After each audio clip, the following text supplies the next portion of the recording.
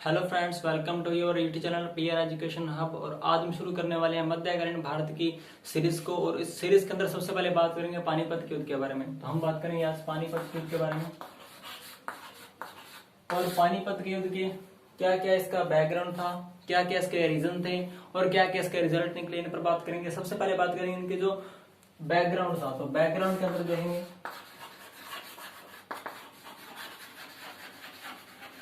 3 point. सबसे पहले कि इस समय जो भारत के अंदर केंद्रीय शक्ति जो थी वो थी मुगलों की। तो मुगलों की स्थिति क्या थी?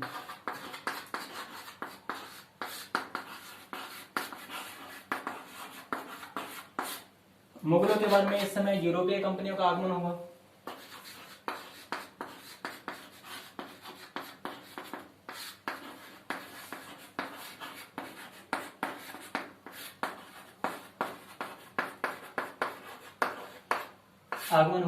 और साथ ही साथ यहाँ पर इस समय मराठों का क्या हुआ? उत्कर्ष हुआ।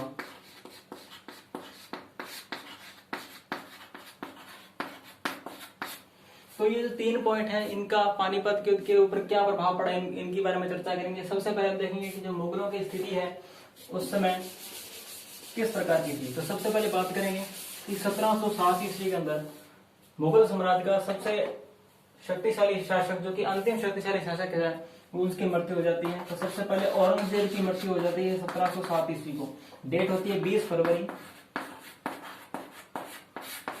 1707 ईस्वी के अंदर औरंगजेब की मृत्यु हो जाती है। ये अंतिम शक्तिशाली शासक था। इसके बारे में जितने भी शासक है वो कमजोर हुए। और इसके बारे में यहाँ पर इसके जो 3 पुत्र थे, औरंगजेब के यहाँ पर 3 पुत्र थे। सबसे पहले मुअज्जम, दूसरे का नाम था आजम और तीसरे का नाम कामबख्श। मुअज्जम, आजम और कामबख्श।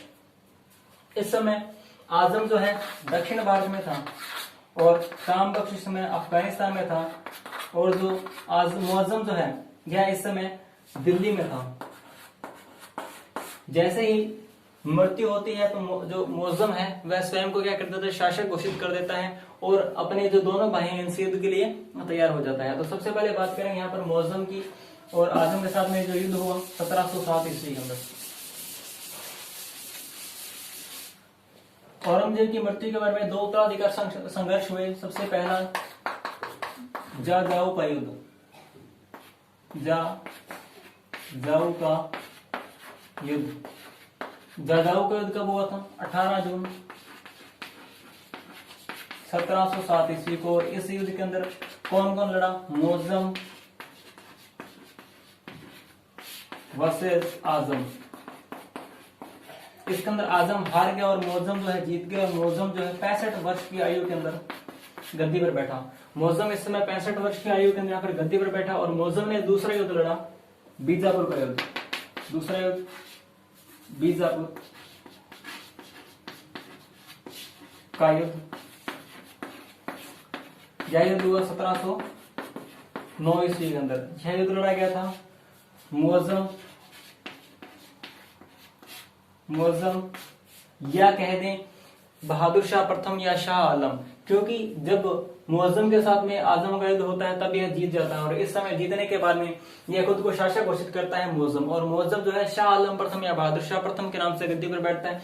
तो कह सकते हैं कि बीजापुर का जो युद्ध है शाह आलम प्रथम, बहादुर शाह प्रथम या मुअज्जम का किसके साथ हुआ? यहाँ पर कामबख्श के साथ, कामबख्श के साथ युद्ध हुआ। और कामबख्श के साथ यह युद्ध हुआ जिसके अंदर कामबख्श भी हार जाता है। और इसमें जो मुअज्जम जो है अर्थात बहादुर शाह प्रथम या शाह आलम प्रथम शासक यहाँ पर घोषित हो जाता है। और इसके बाद में शासन अच्छी तरीके से चलता रहता है। लेकिन इसकी भी मृत्यु हो जाती है। इसकी मृत्यु के बाद में यहाँ पर बहादुर शाह की मृत्यु हो जाती है। और यहाँ पर बहादुर शाह के 4 पुत्र बचते हैं। फिर बहादुर शाह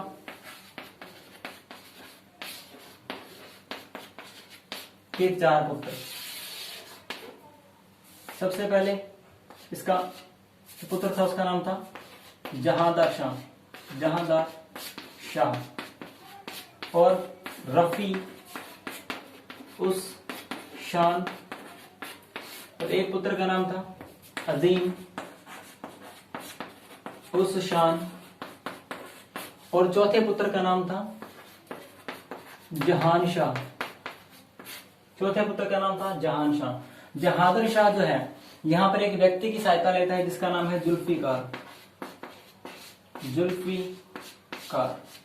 जुल्फिकार की सहायता से रफी उस शान को भी मार दिया जाता है। रफी उस शाह और अजीम उस शान की भी हत्या कर दी जाती है, और जहान शाह की हत्या कर दी जाती है। किसके द्वारा? जुल्फिकार की सहायता से जहांदार शाह के द्वारा इन तीनों भाइयों की हत्या कर दी जाती है। और जो जहांदार शाह है 1712 ईस्वी तक शासक रहता है।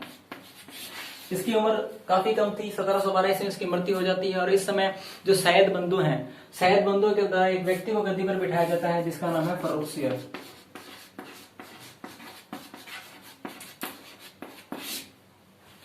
सैयद बंधु की तरह फर्रुखसियर को गद्दी पर बिठाया जाता है, इसके बारे में बात करेंगे।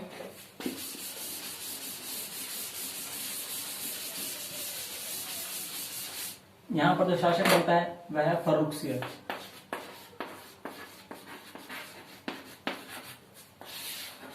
और फर्रुखसियर का टाइम पीरियड क्या होता है?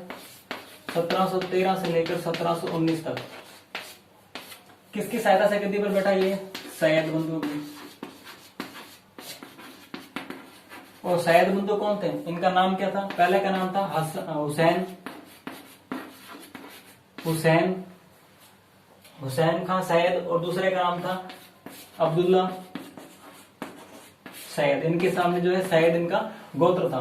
तो ये जो सैयद बंधु हैं फर्रुखसियर को क्या बनाते हैं? शासक बना देते हैं। अब फर्रुखसियर के मन में यह आती है कि यह जो सैयद बंधु हैं इसमें किंग मेकर बन चुके हैं, और ये क्या करना चाहता था कि इन सैयद बंधुओं को यहाँ से हटाना चाहता था ताकि जो उस समय की स्थिति है वो स्टेबल हो जाए, ताकि ये ज्यादातर लंबे समय तक क्या कर सके, अपना शासन चला सके। और इनके ऊपर सैयद बंधु का भी काफी दबाव था, उसको भी कम करना चाहता था। इस समय इसने कम करने के लिए सबसे पहले तो बात करेंगे सवाई जयसिंह द्वितीय की। तो सवाई जयसिंह द्वितीय से उन्होंने सहायता मांगी थी।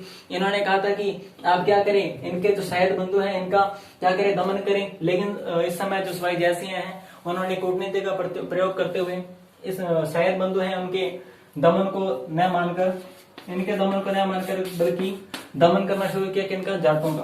तो जाट कहाँ के थे? ये भरतपुर के। उन्होंने साफ इनकार कर दिया कि हम सैयद बंधुओं के जो दमन है नहीं कर सकते, और हमने क्या करेंगे, जो जाट बंधु हैं उनका क्या करेंगे, यहाँ पर दमन करेंगे भरतपुर का। लेकिन उन्होंने मराठों से सहायता प्राप्त करनी शुरू कर ली। लेकिन इसकी जो भनक है सैयद बंधुओं को लगी। अब सैयद बंधुओं ने सोचा कि फर्रुखसियर इनके लिए भारी होगा, इसलिए उन्होंने फर्रुखसियर को हटा दिया। और फर्रुखसियर को हटाकर यहाँ पर गद्दी पर किसको बिठा दिया? 1719 ईस्वी के अंदर इसकी हत्या कर दी गई थी। 28 अप्रैल 1719 ईस्वी में इसकी हत्या कर दी गई। और यहाँ पर इसको हटाकर शासक बनाया जाता है रफी उद दर्जात को। तो यहाँ पर शासक बनाया जाता है रफी उद दर्जात को।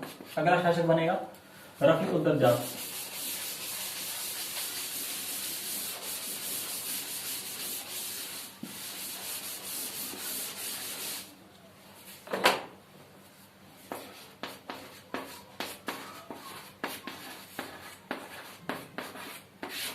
रफी उद दर्जात जो है दिल्ली सल्तनत का एकमात्र ऐसा शासक जिसने कि सर्वाधिक कम शासनकाल किया हो।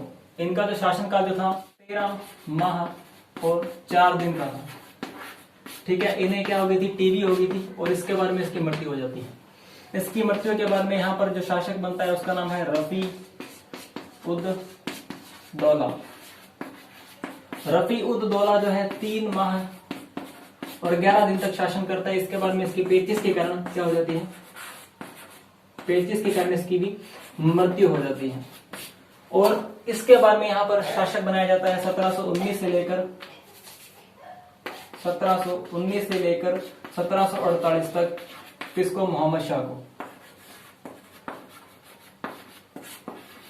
कौन थे? मोहम्मद शाह, इन्हें रंगीला भी कहा जाता था। तो यहां तक हमने देखा कि किस प्रकार से दिल्ली सल्तनत का जो फॉर्मेशन है बिगड़ता रहा। किसके बारे में? 1707 के बारे में। जैसे ही औरंगजेब की मृत्यु होती है तो कमजोर शासक थे, कमजोर शासकों से दिल्ली सल्तनत जो है पूरी तरीके से संभली नहीं। इस समय तक अगर बात करें, जो अवध का शासक है उसने भी स्वयं को क्या कर लिया? स्वतंत्र कर लिया। बंगाल हो, पूर्वी जो भारत है पूरी तरीके से आजाद हो चुका था। तो सबसे पहले बात करेंगे कि 1722 ईस्वी के अंदर, 1722 ईस्वी के अंदर अवध जो है, अवध ने खुद को क्या कर लिया? एकमात्र कह सकते हैं कि एक तरीके से उन्होंने स्वतंत्र ही मान लिया। यहाँ पर अवध का शासक जो था उस समय उस समय यहाँ पर जो सयादत खां थे,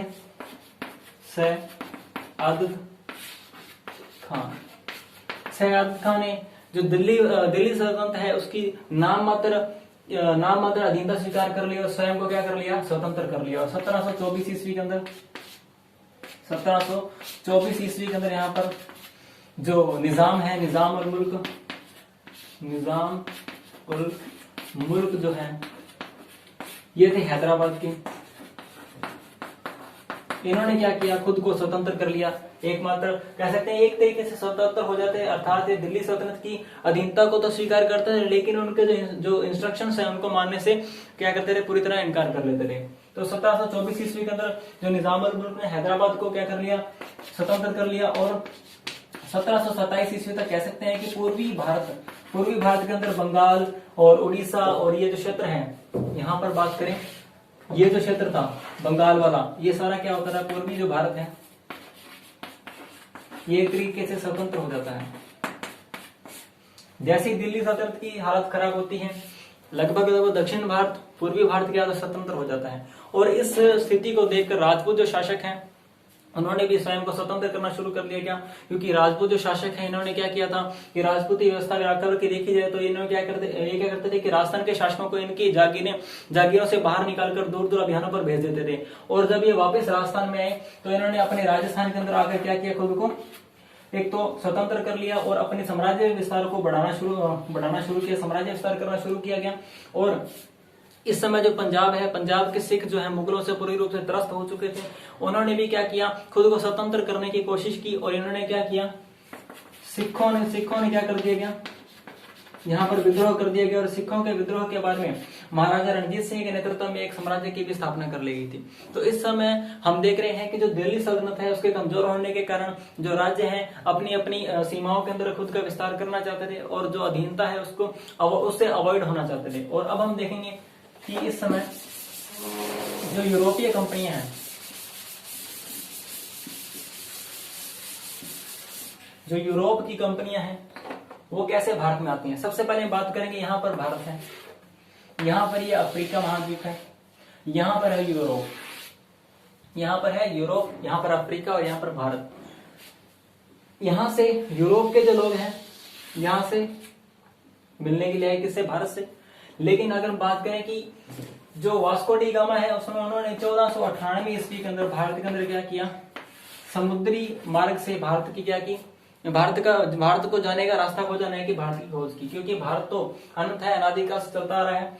हालांकि इनका जो कनेक्शन है भारत के साथ पहले से ही था, लेकिन यह जो कनेक्शन है पानी के रास्ते से क्यों आया, क्योंकि सन 1453 ईस्वी के अंदर अगर बात करें उस तो दुनिया पर मुसलमानों का अधिकार हो जाता है। और यहाँ से जो इनका ट्रेड है, यहाँ से ट्रेड जो है सीधा, जो कि स्थल मार्ग से जो व्यापार होता था वो खत्म हो चुका था। अब जो व्यापार है वो जल मार्ग से होने लगा। और इस जल मार्ग के व्यापार के अंदर सबसे पहले भारत पहुंचा कौन, Vasco D gamma. Vasco D gamma Bharat के अंदर जब आया तो उन्होंने यहाँ से मसाले खरीदे और कुछ अन्य प्रोडक्ट जो यहाँ से खरीदे। और जब वापिस गया तो उसे 60 गुना ज्यादा, 60 गुना ज्यादा उसे मुनाफा हुआ। और इस मुनाफे को देखकर अन्य यूरोपीय कंपनियों ने भी भारत के अंदर या पूर्वी जो उस समय पूर्वी एशिया है वहां पर जाने की सोची। तो बात कर रहे हैं कि इस समय जो यूरोपीय कंपनियां हैं, यूरोप के जो देश है, उन्होंने यहाँ पर यानी कि जो पूर्वी एशिया है उस समय क्या देखा कि यहाँ पर इन्होंने बढ़ोतरी होती देखी अपने व्यापार के अंदर। इसी बढ़ोतरी को देखकर ईस्ट इंडिया कंपनी अर्थात इंग्लैंड की जो कंपनी है, इंग्लैंड में ईस्ट इंडिया कंपनी जो है, ईस्ट इंडिया कंपनी इंग्लैंड की थी, ये एक निजी कंपनी थी। ये 1600 ईस्वी के अंदर क्या बना लेती है, खुद का एक क्रू बना लेती है, कह सकते हैं कि खुद की कंपनी बना लेती है। और यह कंपनी जो है 1608 ईस्वी के अंदर कहां पर पहुंचती है, गुजरात में। सबसे पहला दिन का कंटेनर जो है गुजरात में पहुंचता है, गुजरात। और जब ये गुजरात पहुंचते हैं तो यहाँ पर 1708 ईस्वी के अंदर जहांगीर जो है इन्हें यहाँ पर व्यापार करने का क्या कर देता है, व्यापार करने की मोनोपोली दे देता है। सब क्या लेता है, एक तो कहता कि आप एलची रखो, दरबार में एक एलची रखने की क्या कर दी, इन्हें छोड़ दे दी गई। और साथ ही साथ यहाँ पर उन्होंने व्यापारी को कोठियां बनाने की क्या दे दी गई, आज्ञा दे दी गई, व्यापारी कोठियां बनाने की आज्ञा दे दी गई। और इसके बाद में हॉलैंड है, हॉलैंड ने भी 1600 2 ईस्वी के अंदर अपनी कंपनी तैयार की पूर्वी जो देश है उनके साथ व्यापार करने के लिए। और 1664 ईस्वी तक, 1664 ईस्वी तक जो फ्रांस है, फ्रांस ने भी क्या किया, अपनी कंपनियां बनाने शुरू कर ली। लेकिन फ्रांस की जो कंपनियां थी वो पूर्ण रूप से सरकारी थी, इनके ऊपर निजी व्यक्तियों का अधिकार नहीं होकर पूरे देश का कंट्रोल था। और यह क्या हुआ, जब भारत में आती है तो भारत में यह है, इस जगह में मद्रास है, सॉरी मद्रास यहाँ पर कोच्चि है, और ये जो क्षेत्र है कर्नाटक का, जो समय उस समय के कर्नाटक का जो क्षेत्र था वो उस समय फ्रांस की कंपनियों ने हथिया लिया। तो ये जो था कि इस समय जैसे फ्रांस आई और अदर कंपनी आई तो उन्होंने क्या किया कि खुद को व्यापार के एकाधिकार के कारण यहाँ पर क्या किया कि खुद को स्वार्थपूर्ण नीति के कारण इन कंपनी ने क्या कर लिया, युद्ध करना शुरू कर दिया। और जो फ्रांस है और ईस्ट इंडिया कंपनी है इसके बीच में 3 युद्ध हुए, कर्नाटक के 3 युद्ध हैं, इनको हम आगे बढ़ेंगे। तो सबसे पहले बात की जो ईस्ट इंडिया कंपनी यहाँ पर आई उस समय जहांगीर ने क्या कर दिया कि पूर्ण रूप से आज्ञा दे दी गई और जो कंपनी है भारत के अंदर आनी शुरू हो गई। और इसका क्या हुआ कि जब हम बात करेंगे मराठों की, क्योंकि अभी इसका प्रभाव हमें दिखाई नहीं देगा, जब मराठे जो उत्तर भारत में जाकर जो अपनी शक्ति का प्रदर्शन करेंगे तो उस समय ये जो दक्षिण भारत के अंदर जो कंपनियां हैं अपना वर्चस्व स्थापित कर लेंगी और जिसके कारण मराठा शक्ति जो पूर्ण रूप से क्षीण हो जाएगी। तो अगली बात हम करेंगे मराठों के बारे में और मराठों की बात करेंगे अगली सीरीज के अंदर। तब तक के लिए धन्यवाद। जय हिंद, जय भारत।